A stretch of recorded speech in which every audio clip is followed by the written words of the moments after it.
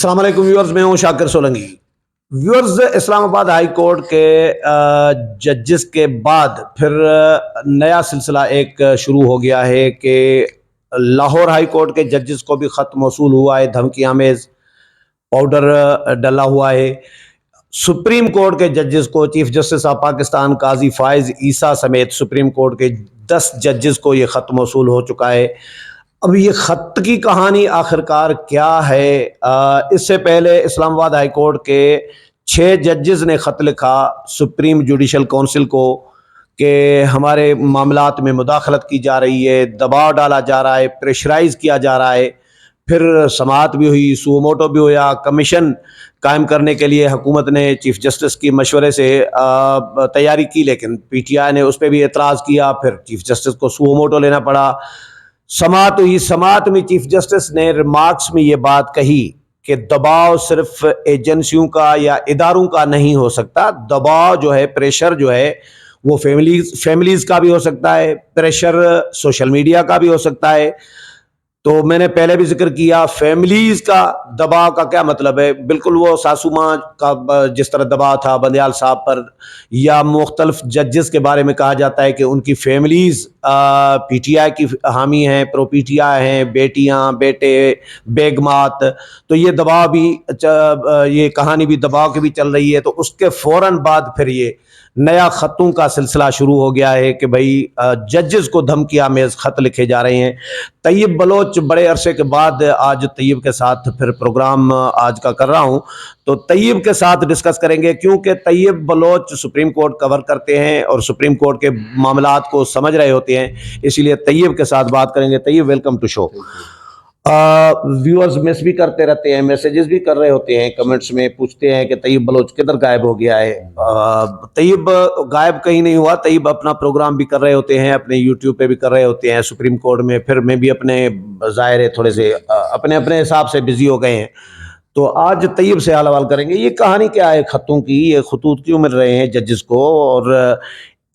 اسلام آباد high court کے 6 ججز والی شکایت کے بعد ہی یہ سلسلہ شروع ہوا ہے۔ ایک تو یہ خطوط مہمہ بنے ہوئے ہیں، اور جیسا آپ نے بتایا کہ اسلام آباد ہائی کورٹ سے ہوتے ہوئے لاہور ہائی کورٹ اور پھر سپریم کورٹ کے 10 ججز کو یہ خط موصول ہو گیا۔ آج بھی کچھ خط ملے ہیں اور 5 ججز کو آج خط ملے ہیں، اگرچہ جو پہلے 5 ججز کو ملے تھے، سپریم کورٹ کی بات کر رہا ہوں، ان کی تاریخ تو ایک ہے، لیکن یہ لیٹ ہو گئے، تو آج ان کو خطوط ملے ہیں، اور وہ بھی سی ٹی ٹی سی اور ان کے حوالے کر کے تو وہ کاروائی جو ہے متعلقہ کاروائی اس پہ ہوگی، اور اس میں کیمیکل ہے، آرسینک پاؤڈر، مطلب پاؤڈر ملا ہوا ہوتا ہے۔ اور ابھی ہمارے ایک دوست احمد منصف بتا بھی رہے تھے کہ یہ بھی پاسبلٹی ہوتی ہے کہ آپ کوئی بھی ٹیلکم پاؤڈر، اس میں بھی تو کیمیکل ہوتے ہیں، آرسینک ہوتا ہے، تو ہو سکتا ہے یہ ایسا نوعیت کا ہو۔ لیکن ایک بات ہے، جب بھی کوئی ایسی چیز ہوتی ہے نا،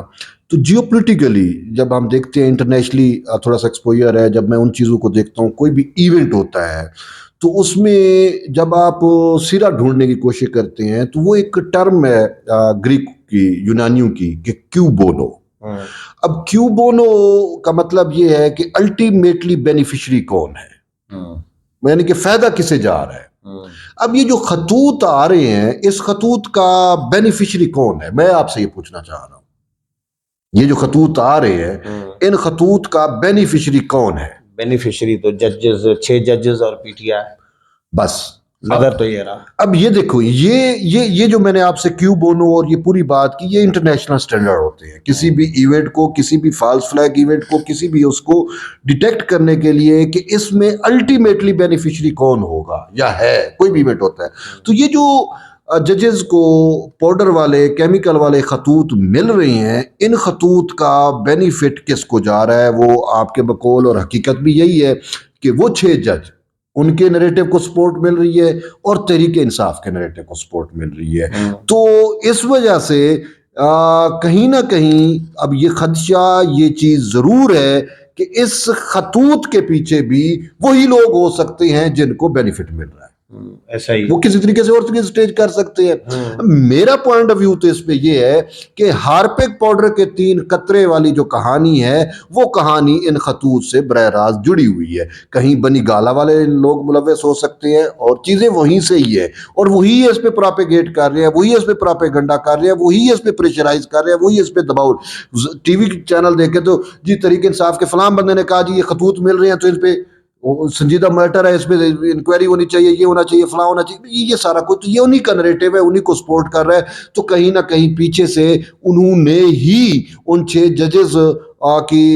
پوزیشن مضبوط کرنے کے لیے یہ خطوط لکھو. اچھا دیکھیں, جب خطوط آتے کیسے ہیں, جب جوڈیشل کمیشن یا انکوائری کمیشن حکومت بناتی ہے, اس کے بعد اسلام آباد ہائی کورٹ کے 8 ججز کو خط میں آ جاتا ہے. اچھا پھر اس کے بعد وہ شریف آدمی ہے جسٹس تصدق حسین جیلانی ریٹائرڈ, وہ ان کے خلاف پراپیگنڈا ہو جاتا ہے. تو وہ اب دیکھیں ہر کسی کے ہر کوئی جو ہے وہ تحریک انصاف کے ٹرولر سے امیون نہیں ہے. آپ ہو سکتے ہیں, میں ہو سکتا ہوں, کیونکہ ہمارے اوپر انہوں نے اتنی زیادہ ٹرولنگ کی ہے کہ ہم برداشت کر چکے ہیں, تو ہم امیون ہو چکے ہیں. قاضی فیض عیسیٰ جو ہے وہ امیون ہو چکے ہوں گے, لیکن تصدق حسین جیلانی تو امیون نہیں ہے. اس وجہ سے انہوں نے جب ٹرولنگ شروع ہوئی تو وہ پیچھے ہٹ گئے. پھر اس کے بعد سپریم کورٹ کو کمیشن وہ نوٹس, اور جس دن نوٹس لیا اسی دن سپریم کورٹ کے ججز کو بھی لیٹر آ جاتا ہے پاؤڈر والا, ٹھیک ہے, اور پھر ابھی تک وہ سلسلہ جاری ہے. تو اس میں میں تو اس نتیجے پہ پہنچ رہا ہوں کہ اس میں کہیں نہ کہیں تحریک انصاف کے لوگ یا ان کے حامی یا ان کے چاہنے والے کہیں نہ کہیں ملوث ہیں, تاکہ وہ پریشر جو ہے وہ بلڈ کیا جائے اداروں کے اوپر, خاص کر سپریم کورٹ کے اوپر, کیونکہ اس ٹائم اس پورے معاملے کا پریشر جو ہے وہ سپریم کورٹ پہ ہے. اور یہ کہا جا رہا ہے کہ جی انٹیلیجنس ایجنسیز جو ہے, ادارے جو ہے وہ بے جا مداخلت کر رہے ہیں, فلاں کر رہے ہیں, یہ کر رہے ہیں. لیکن اگر جب ہم ان 6 ججز کے خط کو بھی اس کو اگر ہم پوسٹ مارٹم کریں تو ہمیں یہ پتہ چلتا ہے کہ انہی ججز کا اپنا ہی اس میں سارا قصور نکلتا ہے. بات یہ ہے کہ وہ جو پروپرائٹر ہیں جسٹس محسن اختر کیانی صاحب اس پورے ایپیسوڈ کے, تو ان کے خلاف تو خود سپریم جوڈیشل کونسل میں وہ چل رہا ہے. اب میں یہاں پہ چیف جسٹس آف پاکستان قاضی فیض عیسیٰ اور سینئر ترین جج جسٹس منصور علی شاہ سے یہ میری التماس ضرور ہے کہ جو آپ نے کہا تھا کہ تقریباً 100 یعنی کہ 100 ججز کے خلاف سپریم جوڈیشل کونسل میں جو ہے وہ شکایات, ریفرنسز, انکوائریاں ہیں, تو ان پہ فی الفور کارروائی کی جائے, اور ایسے عناصر اگر وہ گلٹی ثابت ہوتے ہیں تو ان کو عدلیہ سے باہر کیا جائے. اور یہی جسٹس محسن اختر کیانی کے خلاف جو سپریم جوڈیشل کونسل میں شکایات ہیں, وہ شکایات میں نے خود پڑھی ہیں, بڑی سٹرونگ قسم کی شکایات ہیں. اب یہ جج صاحب کہتے ہیں جی میرے اوپر پریشر آتا ہے, جی آپ فلاں کیس کو فلاں کے فیور میں کرو. جو 150 کیس جسٹس محسن اختر کیانی کے چیمبر فیلو کا اسی کے پاس لگا, چیمبر فیلو مطلب اس کے اپنے فیلو وکیل سے, ان سب کے کیسز اس کے پاس لگے, اور سب میں سب کو ہی ریلیف ملا. اربوں روپے تو انہوں نے بنا لیے اسی ترتیب کے ساتھ. اور اسی جسٹس محسن اختر کیانی کی نامی بے نامی بہت ساری جائیدادیں ڈیٹیکٹ ہوئی ہیں, اور یہ چیزیں ہیں. تو بات یہ ہے کہ یہ پراپرٹیز بناتے ہوئے جب آپ 150 کیس اپنے چیمبر فیلوز کا اپنے پاس لگا رہے ہو, تو اس ٹائم آپ کے اوپر کس کا پریشر تھا؟ وہ ایجنسیوں نے کیا آپ کو کہا تھا؟ وہ تو آپ نے اپنے پیسے کرنے کے لیے اور چیمبر فیلوز کو فیور دینے کے لیے آپ نے سارے کیسز لگائے نا. تو اس ٹائم آپ کا ضمیر کیوں نہیں جاگا؟ ضمیر اب آپ کا جاگ رہا ہے. اچھا یہ ایک بات بتائیں مجھے کہ ایک تو ججز کی تنخواہ ہوتی ہے, مراعات ہوتے ہیں, وہ سارا کچھ ہوتا ہے, لیکن کیس ٹو کیس الگ پیسے بھی ملتے ہیں ان کو کہ اتنے کیسز اس نے سنے ہیں تو اس کو اتنا ٹی اے ڈی اے اور یہ چیزیں ملتی ہیں کیس سننے کی.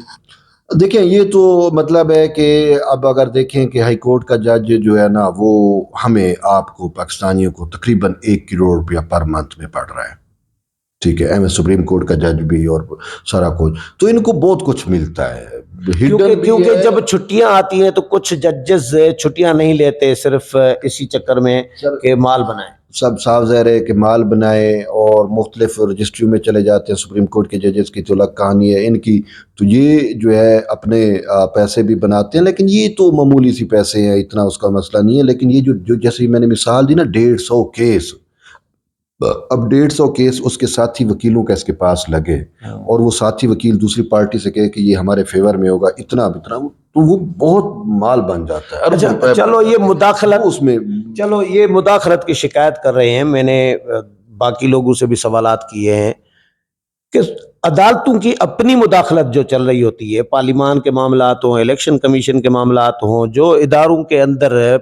عدلیہ مداخلت کر رہی ہوتی ہے، کبھی وزیر اعظم کو بلا کے نااہل کر دیتے ہیں، کبھی کوئی ترمیم اٹھا کے پھینک دیتے ہیں کہ بھائی اس میں مزید ترمیم کرو، یہ کرو، یہ کرو، احکامات جاری کر رہے ہوتے ہیں، وزیر اعظم کوئی ٹرانسفر پوسٹنگ کر رہا ہوتا ہے سیکٹریز کی تو وہ روک دیتے ہیں، تو یہ عدلیہ کی بھی تو مداخلت بند ہونی چاہیے۔ دیکھیں ادا یہاں پہ نا ایک چیز بڑی بہتر، دیکھو کوئی بھی کرائسس ہوتا ہے نا، وہ کوئی نہ کوئی اپرچونٹی بھی لے کے آتا ہے۔ تو یہ ایک قسم کرائسس ہے، جوڈیشل میں اس کو کرائسس نہیں مانتا، یہ ایک چائے کی پیالی میں ابال والی کوشش کی گئی ہے، چلو اس کو کرائسس بھی اگر مان لیں تو یہ ایک اچھی اپرچونٹی ہے پارلیمان کے پاس جو آپ بات کر رہے ہیں، ٹھیک ہے۔ یہ تو انڈرسٹوڈ سی بات ہے کہ ہمیشہ دیکھیں یہ جج پہ ڈیپینڈ کرتا ہے۔ سپریم کورٹ کے مثال کے طور پہ عمر عطا بندیال تھا تو وہ کس طریقے سے مداخلت ہو رہی تھی، وہ تو کس سے ڈھکی چھپی نہیں ہے، لیکن جب سے چیف جسٹس قاضی فیاض عیسیٰ آئے تو انہوں نے وہ جو بے جا مداخلت تھی اس کو انہوں نے منیمائز کر دیا ہے۔ اب کچھ بھی ہوتا ہے تو یہ پہلے کہتے ہیں جو انتظامیہ کا کام ہے وہ انتظامیہ اپنے طور پہ کرے، بعد میں ہم جو ہمارا کام ہوگا ہم اپنے طور پہ کریں گے، اور وہ یہ بھی کہہ چکے ہیں اگر کوئی انتظامیہ نہیں کرے گی تو ہم پھر کروانا بھی جانتے ہیں، جیسے الیکشن والے کیس میں تاریخ نہیں دے رہے تھے، تاریخ انہوں نے دلوائی، خود نہیں دی، دلوائی۔ تو یہ تو جوڈیشری کا ایک پازیٹیو وہ ہے، وہ ہمیں اس کو سپورٹ کرنا چاہیے۔ لیکن جو میں بات کر رہا ہوں، جو آپ بات کر رہے ہیں، اس بات کا ایک چیز ہے وہ یہ ہے کہ کل پاکستان پیپلز پارٹی کے چیئرمین بلاول بھٹو زرداری کی ایک سٹیٹمنٹ آئی، اور وہ سٹیٹمنٹ تھی کہ بھٹو شہید کے قتل سے متعلق، اور اس پہ انہوں نے کہا کہ اگر آپ نے تاریخ درست کرنی ہے، داغ دھونے ہیں، تو پھر جوڈیشل ریفارمز لانی پڑیں گی۔ یہ جو میں بات کرنا چاہ رہا ہوں کہ اس ٹائم پارلیمان کو چاہیے کہ آپ جوڈیشل ریفارمز لے کے اب آئیں۔ یہ جو ججز بے جا مداخلت کا بھی رونا رو رہے ہیں، یہ ایک چیز بھی سیٹل ہو جائے، اور پھر یہ جو سپریم کورٹ یا ہائی کورٹ یا ججز یا عدلیہ کی جانب سے جو پارلیمان کے امور کے اندر بے جا مداخلت کی جاتی ہے اس کے خلاف بھی بند باندھا جائے۔ تو ان ساری چیزوں کا تدارک اور ان ساری چیزوں کا حل ایک ہی ہے، وہ یہ ہے کہ ہمارے پولیٹیکل سٹیک ہولڈر سب کے سب ان کو مل بیٹھنا چاہیے، وہ بے شک جوڈیشری سے بھی کنسلٹ کرے کہ بھئی ہم جوڈیشل ریفارم جو جدید وقت اور تقاضوں کے مطابق جو چیزیں ہیں اس کے مطابق ہم ریفارمز لے کے آنا چاہ رہے ہیں، تو ہم اس کو حل کرتے ہیں۔ دیکھیں اس دن آپ نے شاید لائیو سنا ہو، چیف جسٹس قاضی فیاض عیسیٰ نے اس دن قوم کو سمجھایا جب یہ لیٹر والے معاملے پہ سماعت ہو رہی تھی کہ سپریم کورٹ کے پاس اس نے اٹارنی جنرل کو کہا کہ آپ دیکھیں پڑھیں کہ ہماری جورسڈکشن کیا ہے، تو جب انہوں نے جورسڈکشن پڑھ کے انہوں نے کہا، پھر قاضی صاحب نے کہا کہ سپریم کورٹ کے پاس تو اختیار ہی نہیں ہے کہ وزیر اعظم کو بلائے۔ تو اب جس سپریم کورٹ کے پاس استثناء ہے، جب وزیر اعظم کو استثناء ہے تو پھر تو ہم یہاں دیکھتے ہیں کہ یہاں پہ وزیر اعظم کو کیسے بلایا تھا، یہاں پہ وزیر اعظم بھی نہیں، سپریم کورٹ نے تختہ دار پہ لٹکائے، یہاں پہ کیا بھٹو کو تو استثناء نہیں تھا گیلانی تو یہی رونا روتا تھا تو مجھے تو استثناء ہے، اس کا استثناء بھی نہیں مانا۔ یعنی کہ انہوں نے اپنی، چلو وہ پارلیمان میں تو مداخلت کی انہوں نے اپنے ہی دائرہ اختیار کو بھی سائیڈ پہ پھینکا، ان کا اختیار ہی نہیں تھا، گیلانی کو بھی نائل کیا، نواز شریف ہو گئے، اور یہ ساری چیزیں آپ کے سامنے چل رہی ہیں۔ سیٹل کرنے کی ضرورت ہے، تو یہ ساری چیزیں سیٹل اسی ٹائم ہوگی کہ جب دیکھیں اب اس ٹائم بہت اچھا موقع ہے۔ قاضی فیاض عیسیٰ صاحب جو ہے وہ پارلیمان کی بالادستی پہ یقین رکھتے ہیں، آئین اور قانون کی حکمرانی پہ یقین رکھتے ہیں، منصور علی شاہ بھی انہی پہ رکھتے ہیں۔ تو یہ دو جج جو ہیں اس ٹائم وہ پاکستان کی مین اس پہ ہے، پوزیشن پہ ہیں، اور ان کے ہوتے ہوئے جوڈیشل ریفارم ہو سکتی ہیں۔ بس صورت دیگر اگر کوئی اور ایسا شخص آ کہ آپ نے جوڈیشل ریفارم بھی کر دی تو وہ اٹھا کے باہر پھینک دے۔ یہ بھی تو تھا پارلیمان کی قانون سازیوں کو اٹھا کے یہ باہر پھینکتے رہے ہیں۔ ایک قانون سازی ہوئی تھی ابھی، وہ ہوا میں تھی تو انہوں نے پہلے ہی اس کو ہوئی نہیں تھی، اڑا دی تھی۔ تو یہ تو کچھ بھی کر سکتے ہیں۔ تو اسی وجہ سے حکومت کے پاس، پارلیمان کے پاس، اور یہ جو نیا مینڈیٹ آیا ان سے میں یہ ارداس ضرور کروں گا کہ آپ کے پاس یہ سنہری موقع ہے، آپ کورٹ کے حوالے سے جوڈیشل ریفارم ضرور لے کے آئیں تاکہ ہمیشہ کے لیے یہ داغ بھی دھل جائے عدالتوں کے، اور یہ جو بے جا مداخلت کا رونا رویا جاتا ہے اس کے خلاف بھی بند باندھا جائے۔ اب یہ خطوط کا جو سلسلہ شروع ہوا ہے، یہ عدالتیں، سپریم کورٹ اس کو کس طرح ڈیل کر رہی ہے اور کس طرح کرے گی، اس کا نتیجہ کیا نکلے گا؟ اس کا نتیجہ دیکھیں، بات یہ ہے کہ یہ تو ابھی تفتیشی اداروں پہ ہے۔ تفتیش تو اب حمود الرحمان کمیشن سے لے کے، بھٹو صاحب کے قتل سے لے کے، لیاقت علی خان کے قتل سے لے کے، پتہ نہیں ادھر کتنی ادا کمیشنیں بنے، کوئی ایک انکوائری پاکستان میں بتائیں جو فائنل ہوئی ہے اور اس پہ عمل درآمد ہوا ہو، کاروائی ہو۔ ایک چیز ہے کہ اس میں یہ چیز دیکھنے کی بات ہے، بات یہ ہے کہ اب جنہوں نے بھی لکھے ہیں جس طریقے سے بھی لکھے ہیں، ٹھیک ہے نا، وہ تو ٹریس آؤٹ کرنا ایجنسیوں کا کام ہے، تفتیشی اداروں کا کام ہے، وہ کس طریقے سے ٹریس آؤٹ کرتی ہیں یہ ان کا امتحان ہے، ٹھیک ہے، ٹریس آؤٹ ہو بھی جائیں گے، لیکن بات یہ ہے کہ انڈرسٹوڈ بات تو یہی ہے کہ اب سپریم کورٹ اس پہ کیا کرے. بیسک بات یہ ہے کہ سپریم کورٹ کو پہ یہ چیزیں پریشر ٹیکٹس کے لیے استعمال ہوئی، اور وہ پریشر تو آ گیا ان پہ. قاضی صاحب نے بھی کہا پریشر تو ہم پہ ہے، اور اس پریشر کا نتیجہ آپ نے دیکھا کہ سپریم کورٹ کو بینچ بنانا پڑا، کو نوٹس لینا پڑا، اور ممکن ہے کہ اب فل کورٹ بینچ بنے. تو بھائی جنہوں نے خطوط لکھے ہیں انہوں نے کسی نہ کسی حد تک اپنے آبجیکٹیو اچیو کر لیے ہیں، ٹھیک ہے. اب تفتیش ہوتی ہے، کچھ بھی ہوتا ہے، کچھ چیزیں سامنے ہیں، لیکن یہ ہے کہ آبجیکٹیو تو اچیو ہو گئے. عدالت لگ رہا ہے کہ اس کے پیچھے سارا پلان پی ٹی آئی ہے. سر کیوں بونو وہی ہے، الٹیمیٹلی بینیفیشری وہی ہے، پی ٹی آئی ہے، تو انہیں کا ہی پلان ہے، انہوں نے یہ سارا کچھ چلیں بہت شکریہ طیب ٹائم دینے کے لیے. ویورز طیب بلوچ کی باتیں آپ نے سنی، اگلے پروگرام میں پھر ملاقات ہوگی، تب تک اجازت چاہتا ہوں، اللہ حافظ.